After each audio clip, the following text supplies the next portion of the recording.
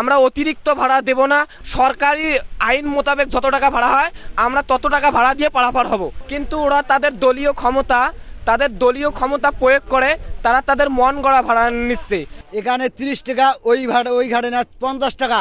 তাহলে আমরা গরিব লোক এইভাবে কতদিন, প্রতিদিন এইভাবে 6 মাস আমার জুলুম করি 30 টাকা আর 50 টাকা করে আদান করতেছে এরা। সাধারণ জনগণ শহরের মধ্যে যে আমরা যে বাস করি মিনা বাজারে, তাদের প্রতি অনেক জুলুম করে টাকা আদায় করে। আলেনা নিয়ে আসি কাপড় ধোয়ার, ওটাও 20 টাকা নেয় ভাড়া। একটা চেয়ার নিয়ে আসলে ওটাও 10 টাকা।